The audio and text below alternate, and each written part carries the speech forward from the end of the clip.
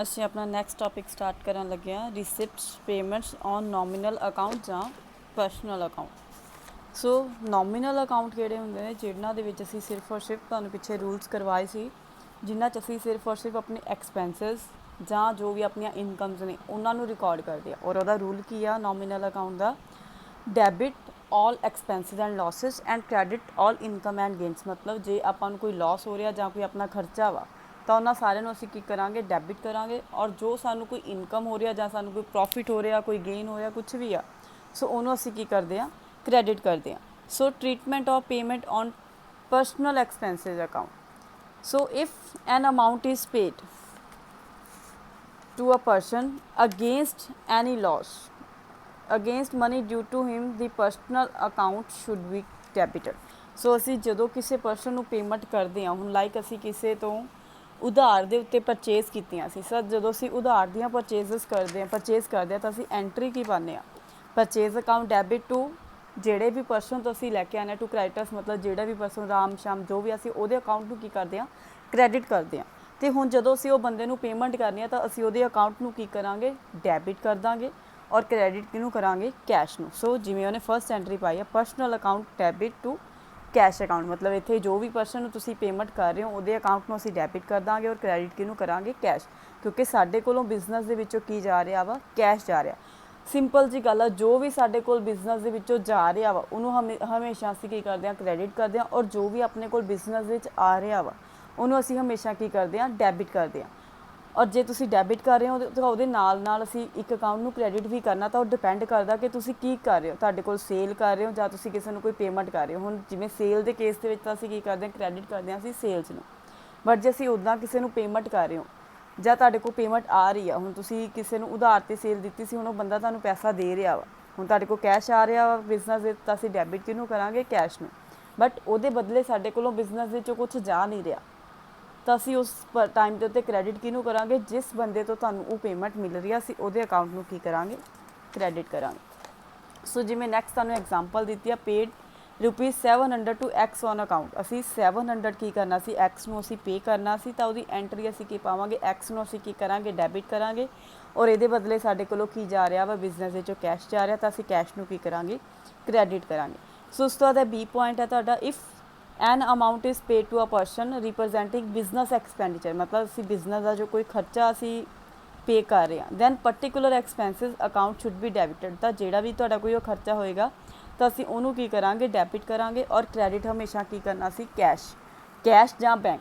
ਜੇ ਕੈਸ਼ ਦੇ ਰਹੇ ਹੋ ਤਾਂ ਕੈਸ਼ ਨੂੰ ਕ੍ਰੈਡਿਟ ਕਰਾਂਗੇ, ਜੇ ਤੁਸੀਂ ਬੈਂਕ ਦੇ ਥਰੂ ਵਗੈਰਾ ਪੇਮੈਂਟ ਕਰ ਰਹੇ ਹੋ ਤਾਂ ਅਸੀਂ ਉੱਥੇ ਕੈਸ਼ ਦੀ ਜਗ੍ਹਾ 'ਤੇ ਕੀ ਆ ਜਾਏਗਾ? ਆਪਣਾ ਬੈਂਕ ਅਕਾਊਂਟ ਆ ਜਾਏਗਾ।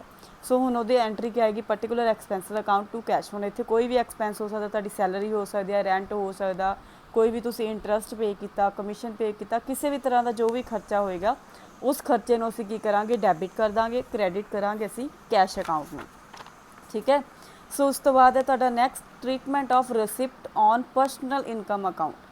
ਇਹ ਤਾਂ ਸੀਗਾ ਫਸਟ ਪੁਆਇੰਟ ਸੀ ਤੁਹਾਡਾ ਜਦੋਂ ਅਸੀਂ ਪੇਮੈਂਟ ਕਰ ਰਹੇ ਹਾਂ। ਹੁਣ ਉਸ ਤੋਂ ਬਾਅਦ ਤੁਹਾਨੂੰ ਜਦੋਂ ਰਿਸਿਪਟਸ ਹੁੰਦੀਆਂ ਨੇ, so if an amount is received from a person against amount receivable from him, like ਜਿਵੇਂ ਤੁਸੀਂ ਤੁਹਾਨੂੰ ਪਹਿਲਾਂ ਵੀ ਦੱਸਿਆ ਸੀ ਅਸੀਂ ਉਧਾਰ ਦੇ ਉੱਤੇ ਕੋਈ ਸੇਲ ਕੀਤੀ ਹੋਈ ਆ, ਤਾਂ ਜਦੋਂ ਉਹ ਬੰਦੇ ਨੇ ਤੁਹਾਨੂੰ ਪੇਮੈਂਟ ਕਰਨੀ ਆ, ਤੁਹਾਨੂੰ ਰਿਸੀਵ ਹੋਣੀ ਆ, ਤਾਂ ਉਦੋਂ ਅਸੀਂ ਕੀ ਕਰਨਾ ਵਾ? ਹਮੇਸ਼ਾ ਕ੍ਰੈਡਿਟ ਕਿਹਨੂੰ ਕਰਾਂਗੇ? ਜਿਸ ਬੰਦੇ ਨੂੰ ਤੋਂ ਤੁਹਾਨੂੰ ਉਹ ਪੇਮੈਂਟ ਮਿਲ ਰਹੀ ਆ। ਔਰ ਡੈਬਿਟ ਕਿਹਨੂੰ ਕਰਾਂਗੇ? ਹਮੇਸ਼ਾ ਕੈਸ਼ ਜਾਂ ਬੈਂਕ। ਮਤਲਬ ਜੇ ਤੁਹਾਨੂੰ ਕੈਸ਼ ਦੇ ਰਿਹਾ ਤਾਂ ਕੈਸ਼ ਆਏਗਾ, ਜੇ ਤੁਹਾਨੂੰ ਚੈੱਕ ਥਰੂ ਪੇਮੈਂਟ ਮਿਲ ਰਹੀ ਆ ਤਾਂ ਅਸੀਂ ਉੱਥੇ ਕੀ ਲਿਖਾਂਗੇ? ਬੈਂਕ ਅਕਾਊਂਟ ਲਿਖਾਂਗੇ। ਸੋ ਐਂਟਰੀ ਆਏਗੀ ਕੈਸ਼ ਟੂ ਪਰਸਨਲ ਅਕਾਊਂਟ। ਜਿਵੇਂ ਹੁਣ ਤੁਹਾਨੂੰ ਐਗਜ਼ਾਮਪਲ ਦਿੱਤੀ, ਉਹਨੇ receive 750 from A N account. ਹੁਣ ਏ ਤੋਂ ਆਪਾਂ ਨੂੰ 750 ਰੁਪਇਆ ਰਿਸੀਵ ਹੋ ਰਿਹਾ, ਸੋ ਐਂਟਰੀ ਕੀ ਆਏਗੀ ਆਪਣੀ? Cash account to A. ਔਰ ਕਿਸੇ ਵੀ ਪਰਸਨ ਦੇ ਨਾਮ ਦੇ ਨਾਲ ਅਸੀਂ ਅਕਾਊਂਟ ਵਰਡ ਨਹੀਂ ਲਿਖਦੇ, ਸਿੰਪਲ ਅਸੀਂ ਉਹਦਾ ਨਾਮ ਲਿਖਦੇ ਆ ਬਸ। ਉਸ ਤੋਂ ਬਾਅਦ ਹੈ ਸੈਕਿੰਡ ਪੁਆਇੰਟ ਦਾ, if an amount is receive from a person representing some business income, ਮਤਲਬ ਜੇ ਕੋਈ ਬਿਜ਼ਨਸ ਇਨਕਮ ਰਿਪਰਜੈਂਟ ਕਰ ਰਿਹਾ, then that particular income should be credited by passing following entry. ਤਾਂ ਅਸੀਂ ਉਹ ਇਨਕਮ ਨੂੰ ਕੀ ਕਰਾਂਗੇ? ਕ੍ਰੈਡਿਟ ਕਰਾਂਗੇ। ਕਿਉਂਕਿ ਨੋਮੀਨਲ ਅਕਾਊਂਟ ਦੇ ਅੰਡਰ ਕੀ ਹੁੰਦਾ? ਜੋ ਵੀ ਸਾਡੀਆਂ ਆਪਣੀਆਂ ਇਨਕਮਸ ਵਗੈਰਾ ਨੇ, ਜੋ ਵੀ ਗੇਨਸ ਨੇ, ਅਸੀਂ ਉਹਨਾਂ ਨੂੰ ਹਮੇਸ਼ਾ ਕੀ ਕਰਦੇ ਹਾਂ? ਕ੍ਰੈਡਿਟ ਕਰਦੇ ਹਾਂ। ਸੋ ਐਂਟਰੀ ਕੀ ਆਏਗੀ? Cash account debit to particular income. ਮਤਲਬ ਇਨਕਮ ਤੁਹਾਡੀ ਕੋਈ ਵੀ ਹੋ ਸਕਦੀ ਹੈ, ਚਾਹੇ ਤੁਹਾਨੂੰ ਰੈਂਟ ਰਿਸੀਵ ਹੋ ਰਿਹਾ, ਤੁਹਾਨੂੰ ਕੋਈ ਕਮਿਸ਼ਨ ਮਿਲ ਰਿਹਾ, ਇੰਟਰਸਟ ਮਿਲ ਰਿਹਾ, ਕੋਈ ਵੀ ਇਨਕਮ ਆ ਤਾਂ ਅਸੀਂ ਉਹਨੂੰ ਕੀ ਕਰਾਂਗੇ? ਕ੍ਰੈਡਿਟ ਕਰਾਂਗੇ।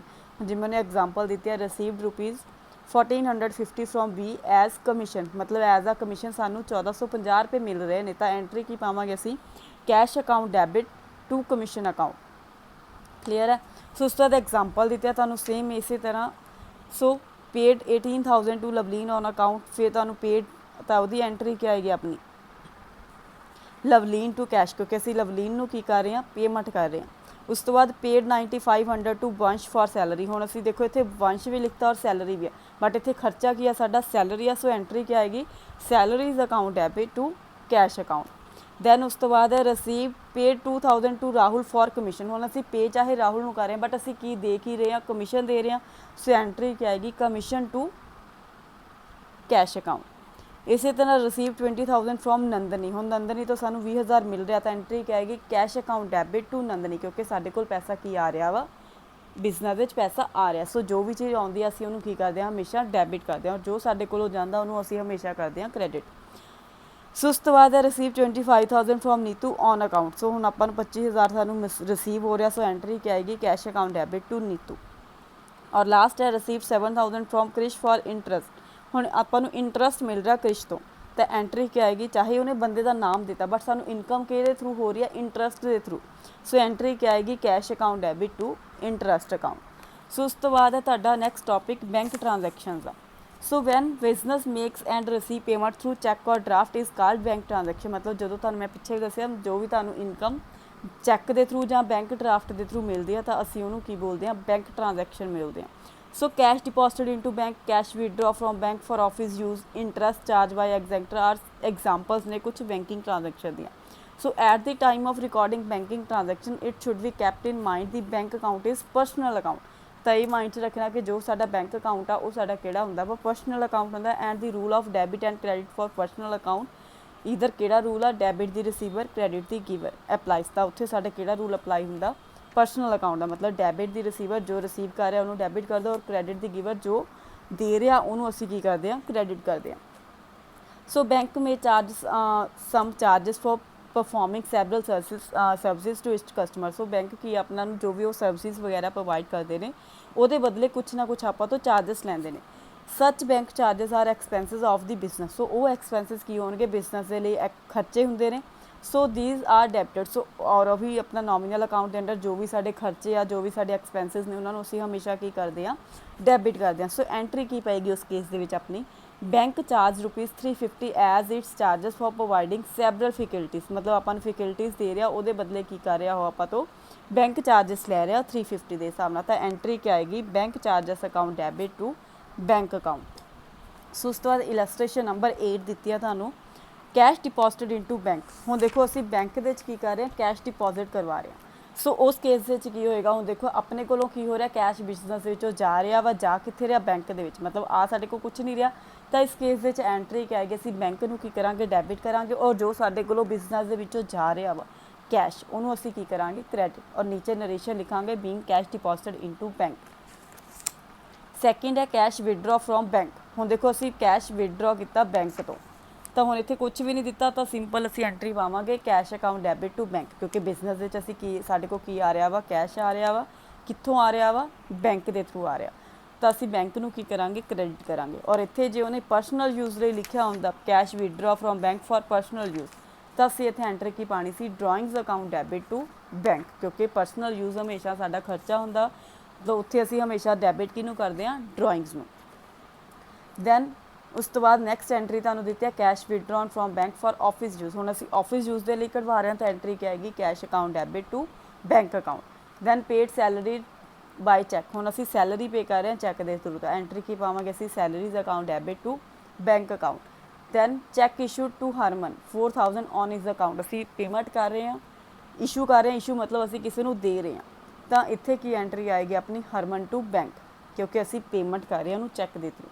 Then receive cheque from Gurleen. हुण सानू गुरलीन तो चैक रिसीव हो रहा तो एंट्री क्या आएगी bank account debit to Gurleen. Simple आ बस कैश की जगह तो उत्थे की आ जाना अपने को बैंक अकाउंट आ जाना। उस तो बाद गुरलीन चैक डिसऑनर। डिसऑनर हुंदा मतलब किसी भी रीजन करके बैंक ने चैक की करता तुहाडा कैंसल करता, तो उस केस दे अपनी एंट्री की है रिवर्स हो जाएगी। असी पहला एंट्री पाई सी बैंक टू गुरलीन, तो हुण जदों डिसऑनर होएगा तो एंट्री क्या आ जाएगी गुरलीन नूं असी डेबिट करांगे क्रेडिट करांगे बैंक अकाउंट में। ਉਸ ਤੋਂ ਬਾਅਦ ਲਾਸਟ ਹੈ receive check from check ₹8000 from Nikita. ਹੁਣ ਨਿਕਿਤਾ ਤੋਂ ਸਾਨੂੰ 8000 ਦਾ ਚੈੱਕ ਮਿਲ ਰਿਹਾ ਤਾਂ ਐਂਟਰੀ ਕੀ ਆਏਗੀ, bank account debit to Nikita. ਮਤਲਬ ਜਿਸ ਪਰਸਨ ਤੋਂ ਸਾਨੂੰ ਮਿਲ ਰਿਹਾ ਉਹਦੇ ਅਕਾਊਂਟ ਨੂੰ ਅਸੀਂ ਕੀ ਕਰਾਂਗੇ, ਕ੍ਰੈਡਿਟ